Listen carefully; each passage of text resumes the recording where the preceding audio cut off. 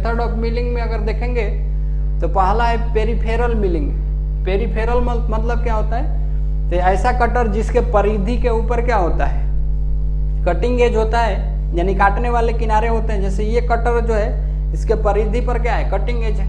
और जो peripheral cutter होता है जिनके परिधि पर कटिंग एज होते हैं, ये हमेशा हॉरिजॉन्टल मिलिंग मशीन पर प्रयोग किए जाते हैं। ये हॉरिजॉन्टल मिलिंग मशीन है।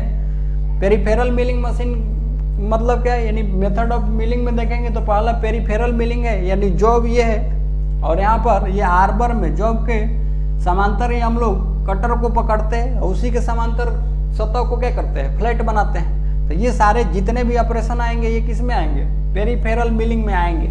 ये आर्बर है, आर्बर में ये कटर को पकड़ा गया है। यहाँ पे इस तरीके से देख सकते हैं, यहाँ ये आर्बर में कटर है।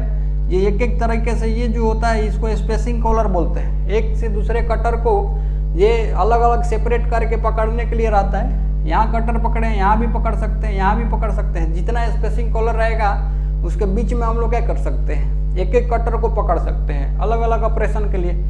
तो ये जो प्रोसेस होती है, ये जो क्रिया होती है, इनको हम लोग क्या बोलते हैं, पेरिफेरल मिलिंग। तो इस ऑपरेशन में मिलिंग कटर के द्वारा कटर एक्सिस के समांतर सरफेस को मशीनिंग करके बनाया जाता है।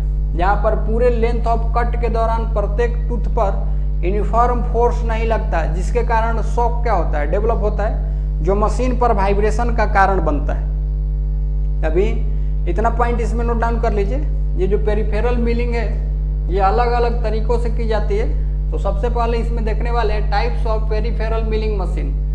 दो तरीके से कर सकते हैं, अप मिलिंग या इसको कन्वेंशनल मिलिंग बोला जाता है, दूसरा है डाउन मिलिंग या इसको क्लाइंब मिलिंग बोला जाता है। ये इंपॉर्टेंट है, यहाँ से क्वेश्चन पूछा जाता है। क्या पूछा जाता है एक एक करके डिस्कस करेंगे, लेकिन यहाँ पर ये क्लियर हो जाएगा। दोनों ऑपरेशन यहाँ से क्लियर हो सकता है इस प्रोसेस के द्वारा। यहाँ पर देखेंगे तो सबसे पहले ये कन्वेंशनल मिलिंग, नहीं तो इसको अप मिलिंग बोला जाता है। और दूसरा यहाँ पर देखेंगे तो ये डाउन मिलिंग का फिगर है और इसको हम लोग क्लाइंब मिलिंग भी बोलते हैं। यहाँ पर अगर देखेंगे दोनों में कंपेयर करें एक तरीके से, तो सबसे पहले एक एक करके पॉइंट को देखते हैं और वही पॉइंट हम लोग डिस्कस करेंगे। यहाँ पर ये कन्वेंशनल या अप मिलिंग है। इसमें इस प्रोसेस में देखेंगे तो यहाँ पर ये जॉब है, ये जॉब है। जॉब को हम लोग जो फीड देते हैं, इस तरह से फीड देते हैं।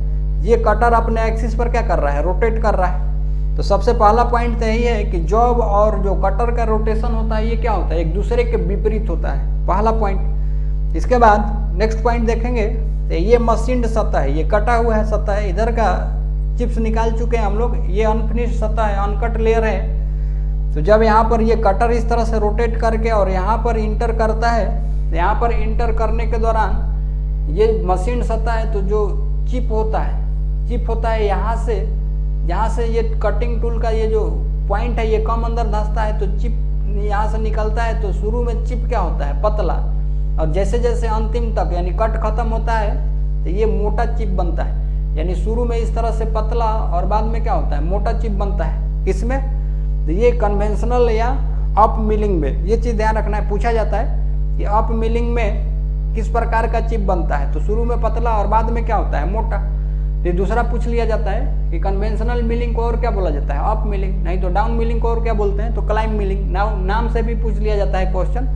तो ये पहला पॉइंट है।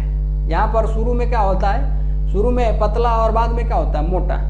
कुछ और चीज़ देखते हैं, जब इस तरह से कटर रोटेट करता है तो ये जॉब को हम लोग टेबल के ऊपर फिक्स करके रखते हैं। यहाँ पर जो कटिंग फोर्स होता है, जब यहाँ से टूल इंटर करता है जॉब में, यानी कटर का पॉइंट इंटर करता है, तो इसको ऊपर उखाड़ने का कोशिश करता है।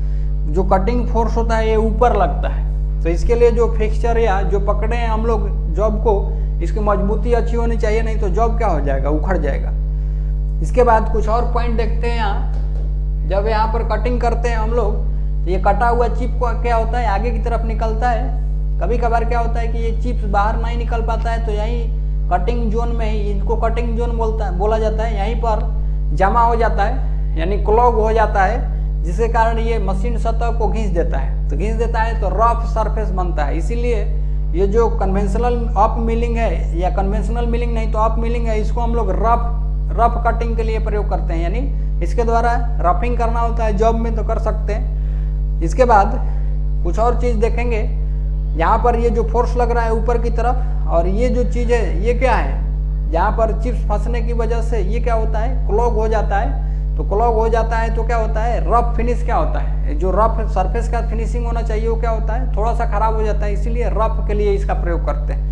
और यहाँ पर टोटल फोर्स कहाँ लगता है, ऊपर की तरफ। तो ये मेन पॉइंट है। जबकि यहाँ पर देखेंगे अगर हम लोग डाउन मिलिंग में देखेंगे, ये कटर का रोटेशन और फीड जॉब का किधर, इधर ही दे रहे हैं। यानी पहला पॉइंट तो यही है कि कटर का डायरेक्शन और फीड का डायरेक्शन, जॉब के फीड का डायरेक्शन क्या होता है, दोनों बराबर। ये भी पूछा जाता है कि जिस मेथड ऑफ मिलिंग में जब कटर का डायरेक्शन और जॉब का फीड दोनों एक ही दिशा में होता है, कौन सी मिलिंग होती है, तो डाउन मिलिंग, या इसको हम लोग क्या बोलते हैं, क्लाइंब मिलिंग। यहाँ पर देखेंगे तो ये जॉब के ऊपर कटर क्या करता है, नीचे की तरफ फोर्स लगाता है, नीचे की तरफ झटका देता है, यानी चढ़ जाता है। क्लाइंब मतलब क्या होता है, चढ़ना। यहाँ पर क्या था, ये ऊपर उखाड़ने का कोशिश कर रहा है और ये क्या कर रहा है, चढ़ रहा है। तो ये क्लाइंब मिलिंग में, इसीलिए हम लोग इसको क्लाइंब मिलिंग बोलते हैं। यहाँ पर कटिंग के लिए देखेंगे तो शुरू में ये अनकट लेयर है, तो यहाँ से ज़्यादा जॉब के अंदर में ये कटिंग टूल का पॉइंट धंसता है। तो शुरू में यहाँ पर चिप जो बनेगा क्या बनेगा, मोटा बनेगा, और लास्ट में क्या बनता है, पतला बनता है।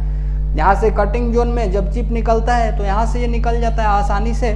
तो चिप निकलने में कोई परेशानी नहीं, क्लॉग नहीं होता है। तो यहाँ पर फिनिशिंग जॉब की क्या होती है, अच्छी आती है इसके कंपेरिजन में। तो ये फोर्स नीचे लगता है, फोर्स नीचे लगने के कारण जो टोटल फोर्स होता है वो मशीन की तरफ नीचे ट्रांसफर होता है। तो जो पुरानी मशीन होती है उसमें ये प्रोसेस नहीं प्रयोग करना चाहिए, क्योंकि पुरानी मशीन में जो नट बोल्ट होता है या टेबल को फीड देने के लिए जो स्क्रू होता है वो ढीला हो जाता है, यानी उसके अंदर में बैकलस आ जाता है, गैप हो जाता है।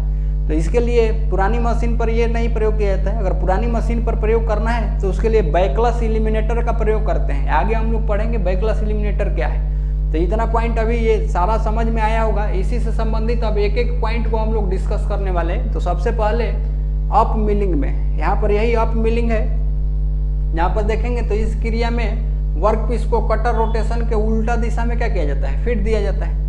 इस क्रिया में कट के शुरू में चिप का थिकनेस क्या होता है, मिनिमम होता है। शुरू में चिप का थिकनेस मिनिमम, और कट जब खत्म होता है तो क्या होता है, मोटा होते जाता है। ये पॉइंट इंपॉर्टेंट है, यही पूछे जाते हैं। इसमें कटिंग फोर्स ऊपर की ओर लगता है, जिसके कारण जॉब फिक्सचर में से ऊपर की ओर क्या होता है, उठ सकता है। ये फोर्स यहाँ से क्या रखता है, ऊपर की तरफ। इसका प्रयोग रफ कामों के लिए किया जाता है, क्योंकि यहाँ पर कटिंग जोन में क्या होते हैं, चिप फंस जाते हैं। इसमें चिप कटिंग जोन में जमा हो जाते हैं, जो सरफेस को क्या कर सकते हैं, खराब। इसीलिए रफ कामों के लिए इससे फिनिश अच्छी नहीं प्राप्त होती, तथा कटिंग फोर्स और पावर भी क्या होता है, अधिक लगता है। जब यहाँ पर ये चिप जमा हो जाता है तो कटिंग फोर्स काटने के लिए ज़्यादा लगेगा, और जब फोर्स ज़्यादा लगेगा कटिंग फोर्स, तो पावर क्या लगेगा, ऑटोमेटिक ज़्यादा लगेगा, क्योंकि पावर बराबर फोर्स इंटू क्या होता है, कटिंग स्पीड। तो फोर्स बढ़ गया तो पावर भी क्या करेगा, बढ़ेगा। तो पावर भी क्या होता है, अधिक खर्च होता है। ये सारे पॉइंट इसके लिए इंपॉर्टेंट है, नाम सहित पूछा जाता है, ध्यान रखिएगा। फिर हम लोग आगे की तरफ चलते हैं, इतना पॉइंट नोट डाउन कर लीजिए इसमें। अब नेक्स्ट है डाउन मिलिंग, और इसको क्या बोलते हैं, क्लाइंब मिलिंग बोला जाता है। सबसे पहला पॉइंट है, इस क्रिया में वर्क पीस को कटर रोटेशन के दिशा में ही फीड दिया जाता है। इस क्रिया के कट के शुरू में चिप का थिकनेस क्या होता है, मैक्सिमम, यानी यहाँ पर ये मोटा होता है, और कट खत्म होता है तो क्या होता है, पतला। ये पूछा जाता है। इसमें कटिंग फोर्स नीचे की तरफ लगता है, जिसके कारण जॉब तथा फिक्सचर की मजबूती रहती है। ये फोर्स नीचे ही ट्रांसफर होता है, तो इसके लिए फिक्सचर क्या होता है, जॉब की जो मजबूती होती है, अच्छी होती है। इसके लिए फिक्सचर की डिजाइन करना ईजी रहता है, यानी इसको कोई पर्टिकुलर स्पेशल क्लैंप वगैरह नहीं लगाना पड़ता है। कोई सा भी क्लैंप लगा देंगे तो क्या होता है, नीचे की तरफ फोर्स ट्रांसफर होता है, तो जॉब को पकड़ के रखता है, झेल के रखता है, मतलब उसको निकलने नहीं देता है। तो इतना पॉइंट इसमें नोट डाउन कर लीजिए। इसके बाद आगे की तरफ और पॉइंट इसी में लिखने वाले हैं। तो नेक्स्ट पॉइंट है इस ऑपरेशन को ओल्ड मशीन पर प्रयोग नहीं करना चाहिए। अगर पुरानी मशीन पर इसको प्रयोग करेंगे तो क्या होता है, पुराने मशीन के स्क्रू में बैकलस प्रेजेंट होता है, जो वाइब्रेशन का क्या करता है, कारण बनता है। और ये बैकलस क्या है, तो यहाँ पर समझते हैं। जैसे ये नट है और ये बोल्ट है, नट बोल्ट को इस तरह से अगर हम लोग टाइट करते हैं तो आपस में ये मैचिंग होता है, एक मेल होता है और दूसरा फीमेल होता है। ये एग्जैक्ट इसमें आकर के क्या होना चाहिए, बैठना चाहिए ग्रुप में। लेकिन कोई थ्रेड जब पुरानी होती है, घिस जाती है, तो उसका होल और ये मेल वाला पार्ट बड़ा हो जाता है, तो इसके बीच में ये क्या हो जाता है, ये गैप बन जाता है। ये देखिए, ये गैप है, ये गैप है। तो इसको अगर बोल्ट के ऊपर इसके नट को अगर ऐसे आगे पीछे चलाएंगे तो ये हिलता है, यानी एक्सियल मोशन होने लगता है। क्यों? इसको बोलते हैं प्ले करना, प्ले होना। मतलब क्या होता है, बैकलस आ जाने की वजह से ये होता है, यानी एक्सिस के ऊपर ये बोल्ट के ऊपर ये नट क्या होता है, आगे पीछे चलता है। इसी को हम लोग क्या बोलते हैं, बैकलस। दो थ्रेड के बीच में जब गैप आ जाता है तो हिलने लगता है, इसको बैकलस बोलते हैं। तो यही कारण है, यहाँ पर बैकलस प्रेजेंट होता है, जो वाइब्रेशन का क्या करता है, कारण बनता है, और वर्क सरफेस को क्या कर सकता है, खराब कर सकता है। जो मशीन टेबल होता है उसमें जो स्क्रू होती है, जिसमें हैंड व्हील से चला करके हम लोग मोशन देते हैं, फीड देते हैं, उस पर वर्गाकार थ्रेड यानी स्क्वायर थ्रेड नहीं तो एक में थ्रेड होता है। अगर उसके बीच में इस तरह से प्ले आ गया, बैकलस आ गया, तो टेबल हिलेगा। टेबल पर ही जॉब है, तो फिर क्या होगा, जॉब खराब हो सकता है, उसकी सतह की फिनिशिंग क्या होती है, खराब हो सकती है। ऑपरेशन के लिए बैकलस इलिमिनेटर का प्रयोग किया जाता है। अगर ये प्रयोग करना है तो बैकलस इलिमिनेटर लगा सकते हैं। आगे हम लोग देखेंगे बैकलस इलिमिनेटर क्या है। इसका उपयोग फिनिश ऑपरेशन के लिए किया जाता है, ज़्यादातर इसकी फिनिशिंग के लिए हम लोग प्रयोग करते हैं। तो नई मशीनों पर फिनिशिंग अच्छी आती है, पुरानी मशीन पर भी प्रयोग कर सकते हैं, तो उसके लिए बैकलस इलिमिनेटर का प्रयोग किया जाता है। ये चीज़ ध्यान रखना है। पूछा जाता है कि यहाँ पर डाउन मिलिंग मशीन पर या डाउन मिलिंग में हम लोग निम्न में से किस टूल का प्रयोग करते हैं। अगर मशीन पुरानी है तो बैकलस इलिमिनेटर, ध्यान रखना, ऐसा पूछा जाता है। नेक्स्ट है, इसके चिप भी आसानी से बाहर निकल जाते हैं तथा टूल को कटिंग करने में कोई बाधा उत्पन्न नहीं करती, जिसके कारण सरफेस फिनिश क्या होती है, अच्छी होती है। यहाँ से कटिंग चिप्स आसानी से बाहर निकल जाते हैं, जिसके कारण इसकी सतह क्या होती है, खराब नहीं होती। कटिंग फोर्स तथा पावर भी क्या होता है, कम लगता है। कोई चिप यहाँ पर जमा नहीं होता है, इसीलिए ये कटिंग फोर्स कम लगता है, तो पावर भी क्या लगेगा, कम लगेगा। तो इतना पॉइंट इसमें नोट डाउन कर लीजिए, सारा ये इंपॉर्टेंट पॉइंट है इसके लिए। इसके बाद नेक्स्ट देखने वाले हैं बैकलस इलिमिनेटर। अब बैकलस इलिमिनेटर क्या होता है, तो इसके प्रयोग से टेबल लीड स्क्रू, टेबल में लीड स्क्रू नहीं तो स्क्वायर थ्रेड भी कटा होता है, तथा नट के बीच बैकलस जो होता है, बैकलस यानी प्ले होता है, वो खत्म हो जाता है। बैकलस का मतलब ये गैप, बोल्ट और नट के बीच में ये गैप, तो ये क्या होता है, वाइब्रेशन होने पर हिलने लगता है, तो ये बैकलस इसी को बोला जाता है। यहाँ पर देखेंगे तो ये हमारा बैकलस इलिमिनेटर है। इसमें क्या होता है, ये नट है, ये नट है, दो नट होता है दोनों तरफ, ये दूसरा नट है।